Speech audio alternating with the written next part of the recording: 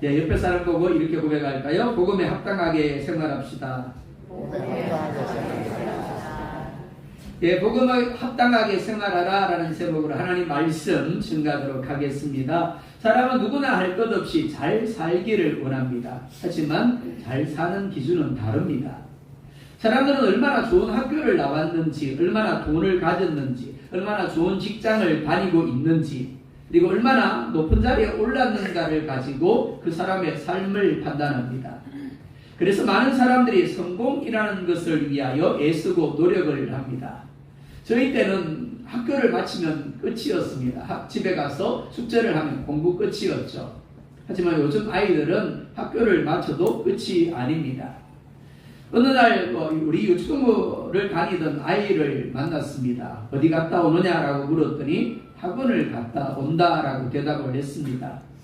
학교를 마치고 학원을 몇 군데를 가는지를 물었습니다. 몇 군데 간다고 대답을 했을까요? 오늘 아침에 차량을 운행하면서 우리 수아한테 똑같이 물었어요. 학원 몇 군데 다니니? 그랬더니 우리 수아가 이렇게 대답을 했습니다. 3군데요. 예, 제가 만난 아이도 똑같이 대답을 했습니다. 3군데를 다닌다라고 대답을 했습니다. 아이들이 이렇게 학교만으로 만족하지 못하고 학원을 다니는 이유가 무엇일까요? 다들 그렇게 하기 때문입니다. 그렇게 하지 아니하면 우리 아이만 처질 것 같은 부모의 마음 때문입니다. 중고생들은 좀 더 좋은 대학에 가기를 원하고 좀 더 좋은 직장에 취업을 하기 위하여 열심히 애쓰고 노력을 하죠. 그리고 직장인들은 직장에서 인정받고 승진하기 위하여 애를 쓰고 노력을 합니다. 또 농부들은 좀 더 많은 열매를 거두기 위하여 좀 더 많은 돈을 받기 위하여 애를 쓰고 노력을 합니다. 노인이 되어서는 어떻습니까?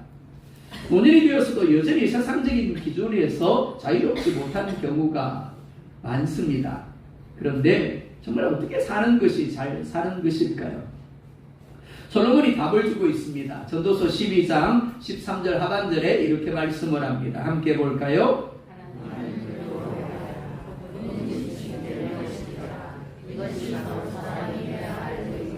아멘. 하나님이 마지막 날에 우리에게 묻는 질문은 이런 겁니다. 너는 예수님의 사람답게 살았느냐? 너는 그리스도를 드러내는 삶을 살았느냐입니다. 얼마나 돈을 많이 벌었느냐, 얼마나 높은 자리에 이르렀느냐, 얼마나 세상적으로 성공했느냐가 아닙니다. 사도 바울은 지금 감옥에 있습니다. 예수님을 전하다가 억울하게 옥에 갇혀 있습니다. 인간적으로 보면 이런 사도 바울을 보면서 잘 살고 있다고 할 사람은 하나도 없을 겁니다. 자유가 없습니다. 돈도 명예도 없습니다. 무엇보다 언제 죽을지 모르는 상황입니다. 하지만 바울은 자신을 걱정하지 않습니다. 오히려 빌립보 교회 성도들에게 복음에 합당하게 살라고 권면을 합니다. 왜냐하면 성도의 진짜 성공은 환경에 있지 아니하고 예수님께 있기 때문입니다.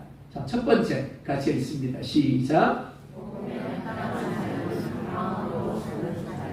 첫 번째, 복음에 합당한 삶은 한 마음으로 서는 삶입니다. 즉 하나가 되는 삶입니다. 27절 함께 봅니다. 시작. 오직 너희는 그리스도의 복음에 합당하게 살아라.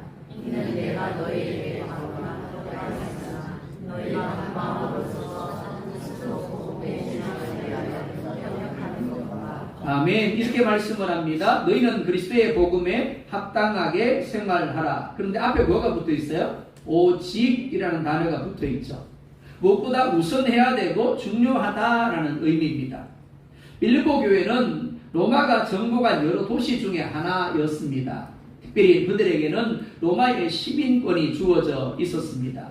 시민권만 준 것이 아닙니다. 시민권을 가졌기 때문에 시민으로서 합당한 삶을 살도록 요구받았습니다. 합당하게 생활하라라는 말은 시민권자답게 살아라는 의미입니다. 하지만 바울이 이야기하는 시민은 로마의 시민이 아닙니다. 하늘나라의 시민입니다. 그러니까 너희는 로마 시민 이전에 천국 시민이다. 그러니까 하나님 나라의 사람답게 살아라라는 이야기입니다. 이는 이 시대를 사는 우리도 마찬가지입니다. 우리 모두는 대한민국 사람입니다. 하지만 그보다 더 중요한 것이 있습니다. 우리는 예수님을 믿는 하나님의 자녀이고 하나님 나라의 시민입니다. 이럴 때 아멘 하시는 거예요. 그렇기 때문에 우리의 말과 행동은 천국 시민다워야 합니다. 천국 시민다움이 나타나는 첫 번째 장수가 바로 관계라고 할 수 있습니다. 복음에 합당한 삶은 관계 속에서 드러납니다. 특별히 바울은 너희가 한 마음으로 서서 한 뜻으로 복음의 신앙을 위하여 협력하라 라고 이야기합니다. 즉 하늘 시민다운 삶의 첫 번째 열매가 하나됨이라는 겁니다.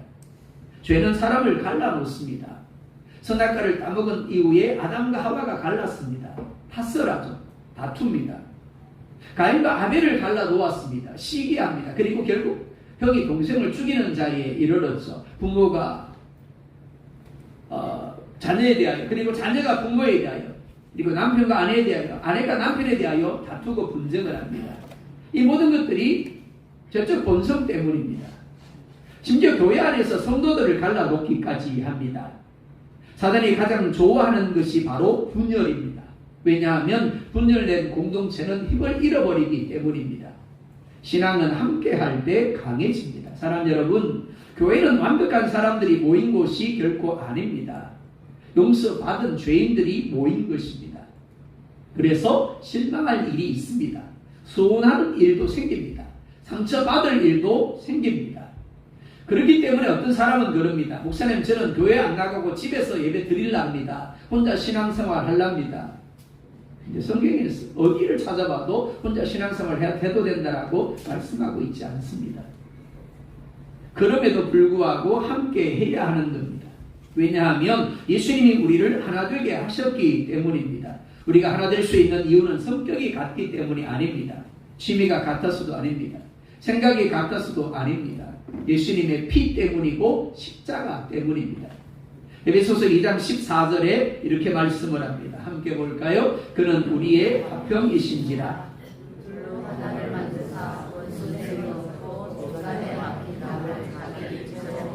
아멘. 예수님이 하나님과 우리 사이에 담을 하시고 하나님과 더불어 화목하게 하셨다라고 말씀을 합니다. 뿐만 아닙니다. 사람과 사람 사이도 화목하게 하셨습니다. 하나 되게 하셨습니다. 우리 아포교회 안에 어린 유치원부 아이들이 있습니다. 우리 수아와 지효가 있죠. 그리고 영훈이가 있습니다. 중등부 청소년들이 있습니다. 그리고 장년들, 그리고 노년의 집사님, 그리고 권사님들이 계십니다. 뭐 물어볼까요? 생각이 같을까요? 체질이 같을까요? 아니요. 생각이 다릅니다. 성격이 다르죠. 체질도 다릅니다. 요즘 이제 덥기 때문에 에어컨을 틉니다. 어떻습니까? 어떤 건 더 덥대요. 털어도 덥대요. 그래서 더 강하게 털어달래요. 또 어떤 건 어떻습니까? 아, 목사님 추워요. 좀 약하게 털어요. 그럽니다. 목사의 입장에서는 참 그런 거예요. 뭐 세게 털 수도 없고 약하게 털 수도 없고 그렇습니다. 좋아하는 찬양도 다릅니다. 어떤 사람은 다른 찬양 부르자 그러고 어떤 사람은 느린 찬양 부르자 그럽니다. 그야말로 맞는 것이 하나도 없는 로또와 같습니다. 하지만 예수님 안에서 우리 모두는 하나입니다. 손가락이 다르다고 몸이 둘이 아니듯이 세대가 다르다고 교회가 둘이 아닙니다. 우리는 한 몸입니다. 복음은 교회 안에서만 적용되는 것이 아닙니다. 가정 안에서도 마찬가지입니다. 부부가 하나 되어야 하고 부모와 자녀가 하나 되어야 합니다. 그리고 형제와 자매가 하나 되어야 합니다. 복음에 합당한 삶은 혼자 잘 믿는 삶이 아닙니다. 함께 믿는 삶입니다. 함께 울고 함께 웃고 함께 기도하고 함께 복음을 위하여 서는 삶입니다. 예수님께서 십자가에서 죽으신 이유는 우리를 하나님과 화목하게 하시고 서로 화목하게 하시기 위함입니다. 그러므로 우리는 하나됨을 깨뜨리는 사람이 아니라 하나됨을 세우는 사람이 되어야 하는 겁니다. 그것이 복음에 합당한 삶입니다. 사람 여러분, 혹 여러분이 교회 하나됨보다 더 중요하게 여기고 있는 것은 없습니까? 가정에서 하나됨을 위해서 내가 먼저 해야 될 말과 행동은 무엇입니까?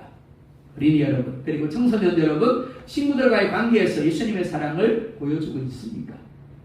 두 번째입니다. 함께 읽을까요? 시작.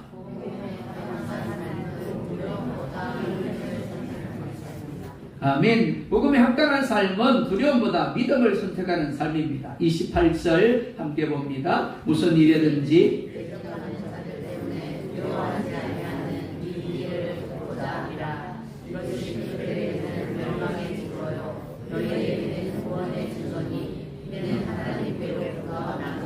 아멘. 사도 바울은 복음에 합당한 삶의 두 번째 특징을 두려워하지 않는 것이다 라고 이야기를 합니다. 이 말은 겁이 없다라는 의미가 아닙니다. 믿음의 사람도 두려움을 느낍니다. 다윗도 두려워했죠. 엘리야도 두려워했습니다. 베드로도 두려워했습니다. 사도 바울도 마찬가지입니다. 중요한 것은 두려움이 있느냐 없느냐가 아닙니다. 두려움 앞에서 어떻게 반응하느냐의 문제입니다.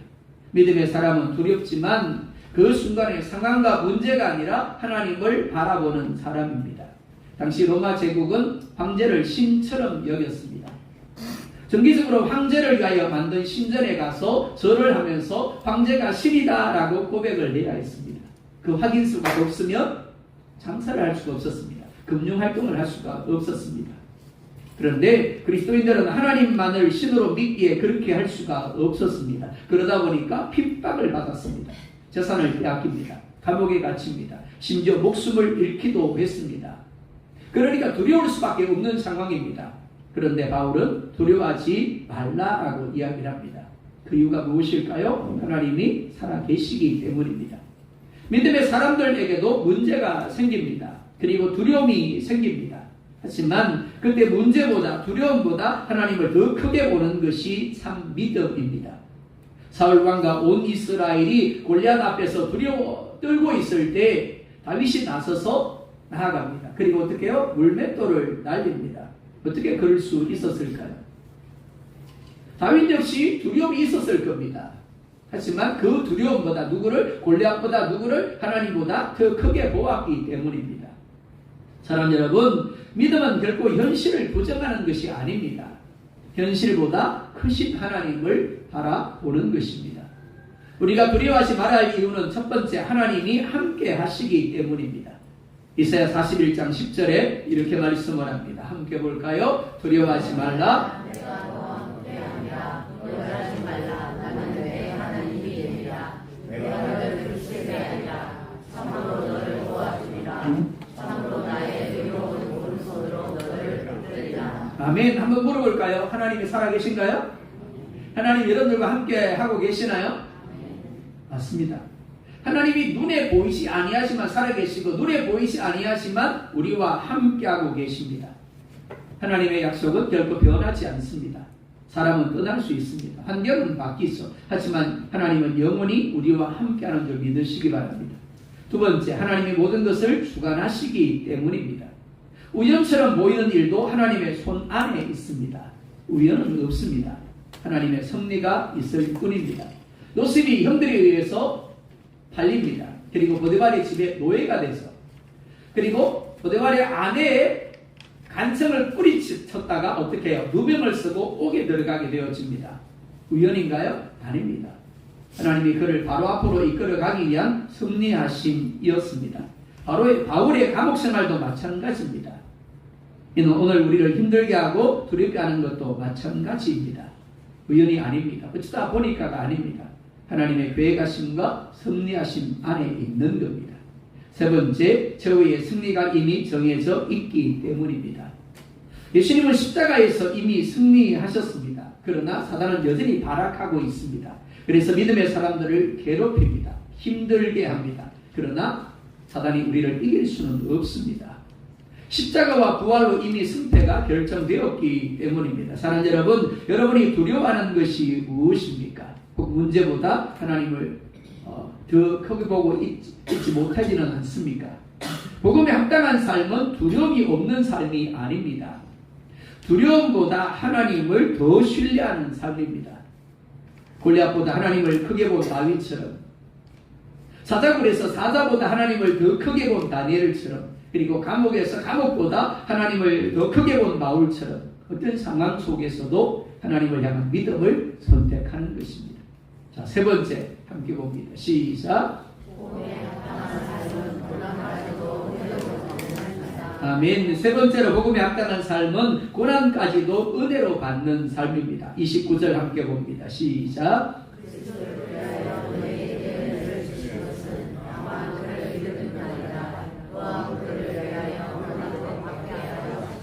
아멘. 그리스도를 위하여 너희에게 뭘 주셨다고요? 은혜를 주셨다라고 말씀을 합니다. 자, 그런데 바울이 이야기하는 은혜는 두 가지입니다. 첫 번째, 예수 그리스도를 믿는 것이 은혜다라고 말씀을 합니다. 여기서 아멘 하셔야 맞습니다. 자, 그런데 우리가 가진 믿음은 우리에게서 난 것이 아님을 우리가 분명히 기억해야 합니다. 어떤 분은 그럽니다. 내가 믿었다. 맞나요? 아니면 틀렸나요? 틀렸죠. 내가 믿은 것이 아닙니다. 에베소서 1장을 보면 하나님이 우리를 그 기쁘신 뜻대로 택하셨다라고 말씀을 합니다. 그리고 에베소서 2장 8절에 이렇게 말씀을 합니다. 함께 봅니다. 여러분은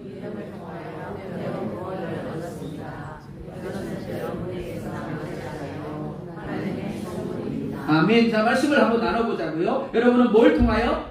믿음을 통하여 구원을 얻었다라고 말씀을 합니다. 그런데 뭐라 말씀합니까? 은혜다라고 말씀하죠. 내가 믿음으로 말미암아 구원을 얻었는데 그게 은혜래요. 왜 은혜일까요? 이렇게 말씀을 합니다. 이것은 여러분에게서 난 것이 아니요 하나님의 선물입니다. 그렇습니다. 우리에게서 난 것이 아니라 나는 내가 믿었다라고 생각하는데 그것이 아니라 하나님이 나로 하여금 믿게 하셨다라는 겁니다. 그렇기 때문에 선물인 거죠. 우리 중에 그 누구도 믿겠다고 애쓰고 노력해서 믿을 수 있는 사람은 하나도 없습니다. 누구도 하나님이 은혜를 주시지 아니하면 예수님이 우리의 그리스도 구원자라는 것을 믿을 수가 없습니다. 가끔 우리 성도님들 전도하라 그러면 그러죠. 목사님, 그 사람은 안 믿어요. 그 사람 절대 안 믿어요. 안 나온대요. 그 사람한테는 해봐야 소용없어요. 근데 그 사람이 바로 여러분인 거 아십니까? 여러분인 거 아십니까? 언젠가 과거의 시점으로 보면 그럽니다. 우리 성도님이 가서 열심히 막 전도했어요. 근데 그럽니다. 난 안 믿는다. 당신은 잘 믿더라. 그랬던 분이 오늘 전도를 받고 이 자리에 앉아 있는 겁니다. 누가 믿게 했다고요? 내가 믿은 건가요? 아닙니다. 하나님이 믿게 하신 거죠. 자, 그런데 둘째, 예수 그리스도를 위하여 고난을 받는 것이 또한 은혜다라고 말씀을 합니다. 우리에게 믿음을 주시고 그 믿음을 통해서 예수님을 영접한 것이 은혜다. 이거는 무게가 끄덕여지는데 고난을 받는 것이 은혜래요. 많은 사람들이 예수를 믿으면 모든 문제가 해결될 것이다라고 생각을 합니다. 고생 끝, 축복 시작, 행복 시작이다라고 생각을 합니다. 물론 하나님은 우리 아빠, 아버지가 되셔서 우리가 기도할 때 그 기도에 응답하십니다. 우리의 기도를 통하여 문제를 해결해 주시죠. 그러나 성경은 예수를 믿으면 어려움이 전혀 없다라고 말씀하고 있지 않습니다. 오히려 예수님은 요한복음 16장 33절에서 이렇게 말씀을 합니다. 함께 볼까요? 이것을 너희에게 이르는 것은 너희 몸에 안에서 평안을 누리게 하려 함이라. 세상에서는 너희가 환난을 당하나 담대하라. 내가 세상을 이기었노라. 세상에서는 너희가 환난을 당하나 담대하라. 내가 세상을 이기었노라. 아멘. 자, 이렇게 말씀을 합니다. 세상에서는 뭘 당하나? 환난을 당하나. 그렇죠? 예수님은 환난이 없다고 말씀하지 않으세요. 오히려 환난을 당할 것이다 라고 하십니다. 그러나 이길 것이다 라고 하십니다. 사랑하는 여러분, 우리가 가야 하는 믿음의 길은 결코 꽃길이 아닙니다. 십자가의 길이고 가기 힘든 좁은 길입니다. 그러나 그 십자가 끝에는 부활이 있습니다. 영원한 천국이 있습니다. 앞서 이야기한 것처럼 당시 그리스도인들은 예수님을 믿는 것 때문에 재산을 빼앗겼습니다. 그리고 직장에서 쫓겨나야 했습니다. 옥에 갇히고 심지어 죽임을 당하기도 했습니다. 그냥 죽인 게 아닙니다. 장작을 쌓아놓고는 십자가 흉터를 세우고는 묶고는 불을 지르는 겁니다. 그리고 굶주린 사자에게 오전 경기장에서 먹이로 던져주는 겁니다. 그러니까 힘들 수밖에 없습니다. 고통스러울 수밖에 없습니다.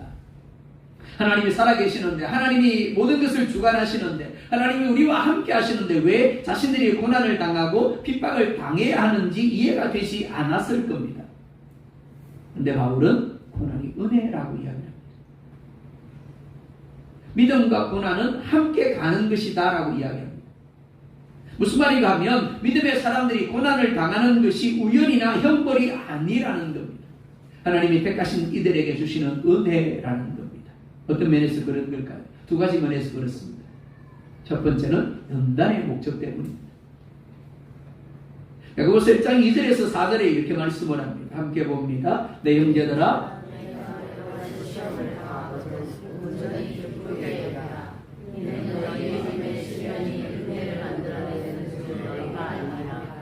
인내를 온전히 이루라. 이는 너희로 온전하고 구비하여 조금도 부족함이 없게 하려 함이라. 아멘. 자, 유튜브 아이들에게 한번 물어볼까요?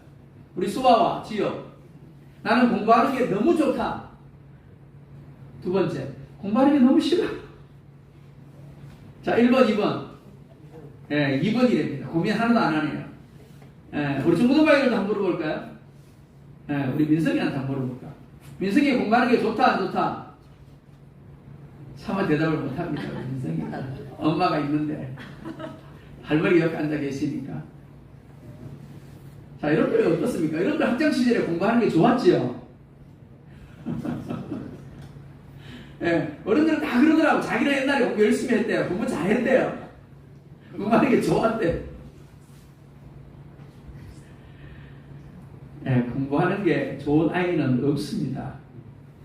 그렇죠? 당연히 싫죠.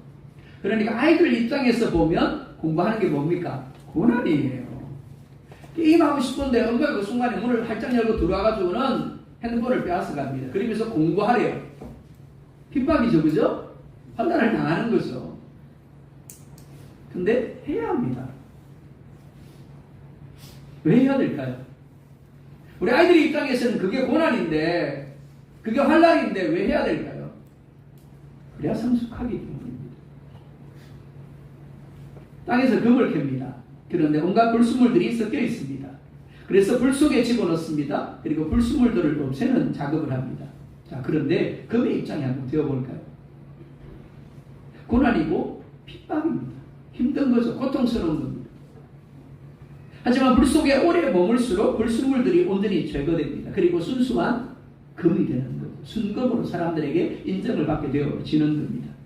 사랑하는 여러분, 우리가 고난을 당하는 것은 하나님이 우리를 버리셨기 때문이 아닙니다. 하나님 우리와 함께 하지 않기 때문이 아닙니다. 하나님 나라의 사람으로 또 온전하게 하기 위하여 불이라는 고난 속에 집어넣어서 불순물들을 제거하고 있는 겁니다. 당장은 이해가 되지 않을 수 있습니다. 하지만 후에 그것이 합력하여 선을 이루시는 하나님의 역사하심임을 깨닫게 되어지는 겁니다. 코리텐 붐이라는 사람이 있습니다.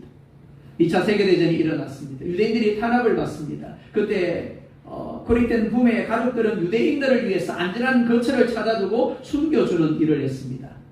하지만 그로 인하여 가족 전체가 체포됩니다. 아버지는 감옥에서 죽음을 받게 됩니다. 그리고 언니인 베시와 코리는 독일에 있는 죽음의 수용소에서 끌려가서 잔혹한 수감 생활에 시달려 했습니다. 그러다가 언니도 죽습니다. 그리고 홀로 남겨져서 석방이 되어졌습니다. 그가 어떻게 했을까요? 전쟁이 끝난 후에 전 세계를 돌아다니며 하나님의 용서와 사랑을 전했습니다. 그러니까 이렇게 말을 했다고 합니다. 당신이 이해할 수 없는 고난을 하나님의 손에 맡기십시오. 고난은 하나님의 사랑을 부정하는 증거가 아니라 하나님의 계획을 이해하지 못하는 순간일 뿐입니다. 그렇습니다. 이해가 되지 않습니다. 힘들고 고통스러울 뿐이죠. 그러나 지나보면 어떻다고? 하나님이 그래서 그렇게 하셨구나. 성숙하고 나면, 연단되고 나면 깨닫게 되어지는 겁니다. 욥이 그렇게 고백을 했죠. 내가 귀로만 들었는데 이제 눈으로 하나님을 보고 있습니다. 두 번째로 영적인 전쟁의 이유 때문입니다. 사단은 주님이 오시는 날까지 끊임없이 믿음의 사람들을 핍박하고 미혹함으로 믿음의 자리에서 떠나게 하려고 합니다.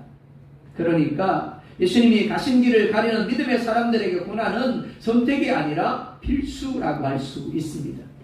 즉 고난이 믿음의 실패가 아니라 오히려 참된 제자로서의 표지인 겁니다. 그렇기 때문에 고난이 있을 때 우리가 해야 할 것은 고난에 반응하지 않고 그 고난 뒤에 계신 하나님을 바라보는 겁니다. 그리고 기도로 의뢰하는 겁니다. 비록 힘들고 고통스럽지만 불평보다 감사하고 기도를 통하여 약속의 말씀을 붙들 때 하나님은 그 과정을 통하여 우리를 더욱 성숙한 그리스도의 제자로 빚어가실 겁니다. 사랑하는 여러분, 그리스도인의 삶은 전쟁입니다. 그러나 우리는 혼자 싸우지 않습니다. 주님이 함께 싸우고 있습니다. 그리고 함께 지체된 성도들이 함께 싸우고 있습니다. 어린이 여러분, 학교에서 예수님 믿는 것이 부끄럽지 않기를 원합니다. 친구들에게 예수님을 전할 수 있기를 원합니다.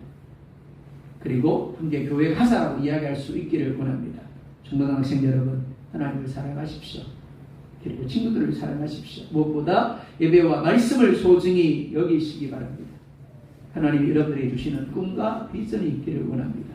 그리고 여러분에게 주신 그 꿈과 비전을 통하여 하나님 앞에 귀하게 사용되어지기를 원합니다. 사랑하는 성도 여러분, 지난 삶을 돌아보면 수많은 어려움들, 수많은 고난의 순간들이 있었을 겁니다. 그러나 그때마다 하나님이 함께 하시고 지켜주셨습니다. 남은 삶도 하나님이 함께 하시며 인도하실 것입니다. 그렇기 때문에 어떤 상황에서도 두려워하지 마시기 바랍니다. 오직 천국의 소망을 품고 복음에 합당한 삶, 하나님이 보시기에 좋은 삶을 사시기 바랍니다. 복음에 합당한 삶이 무엇이라고 그랬습니까? 하나님을 지키는 삶입니다. 두려움보다 믿음을 선택하는 삶이고, 고난 가운데서도 그것이 은혜임을 고백하며 하나님을 신뢰하는 삶입니다. 세상은 여러분들을 통하여 예수님을 보게 될 것입니다. 바라긴 이 한 주도 가정에서, 그리고 학교에서, 그리고 일터에서, 그리고 교회에서 복음에 합당한 삶을 통하여 하나님께 영광을 돌리며, 또한 여러분들을 통하여 예수님의 무사람들에게 나타날 수 있기를 예수님의 이름으로 축복합니다.